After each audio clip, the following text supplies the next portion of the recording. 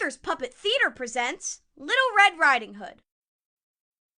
Welcome to Arthur's Puppet Theater, where you choose what happens. First, choose who's playing each part. Who do you want to play the lead role? Naturally! Who should be the big bad wolf? Cool! Who should be Granny? Yes! And that means I am the narrator. Hey, thanks! And now, on with the show!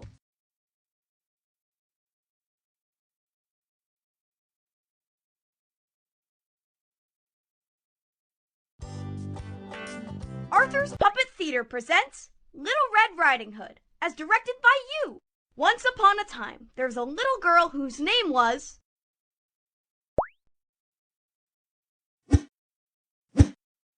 Little Red Riding Hood. La la la, I am Little Red Riding Hood. Ah, the classic choice. Little Red Riding Hood headed through the forest full of big trees. These must be the deep, dark woods I've heard so much about. She looked up at the sky, and it was a beautiful sunny day. La-di-da, what a beautiful day.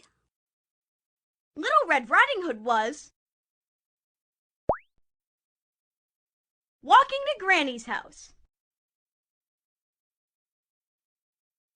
I'm walking along, tra-la-la-la-la. Along the way, she came across a wolf.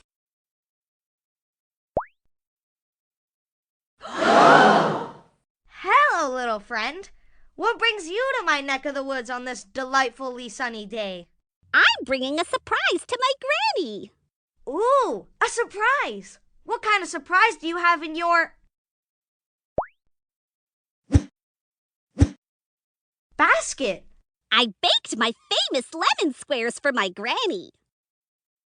The wolf knew right then and there that he wanted that surprise for himself, so he decided to set a trap at Granny's house. I was just wondering, where does your Granny live? She lives in that cute little cottage in the forest clearing, and that's where I'm going now. Bye! And with that, Little Red Riding Hood went off to Granny's house. But the big bad wolf knew a shortcut and planned to get there first.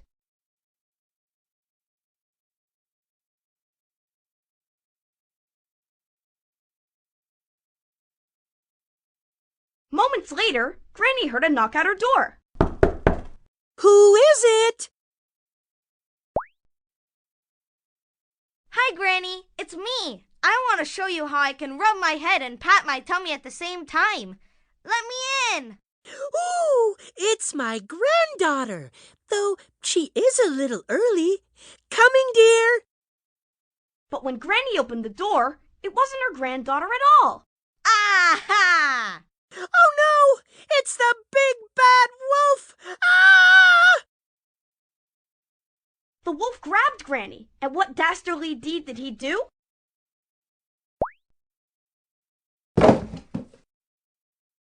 He locked her in a closet. Watch out for the dust bunnies in there, Granny. With Granny out of the way, it was time for the wolf to put his plan into action. He dressed up as Granny and waited for Little Red Riding Hood to arrive. But he didn't have to wait long. The doorbell rang.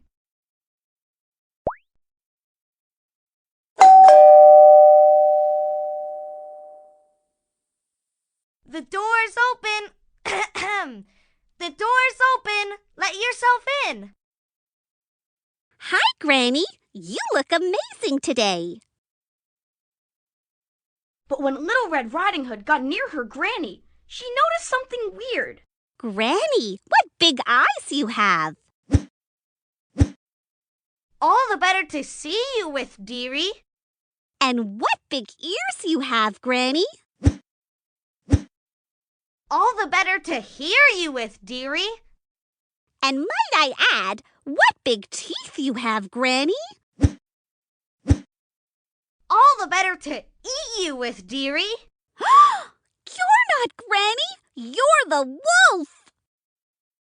Little Red Riding Hood started to run as fast as she could to escape the wolf. You can't catch me. Na-na-na-na-na-na. Suddenly, Granny burst out of the closet, and she had transformed into her secret identity. A superhero? Listen up, Big Bad. I fight for truth, justice, and stuff like that. You don't scare me. I want that surprise. The wolf looked around and grabbed the first thing she could find. Let's see if you can bear being hit by this. Aha! Ha!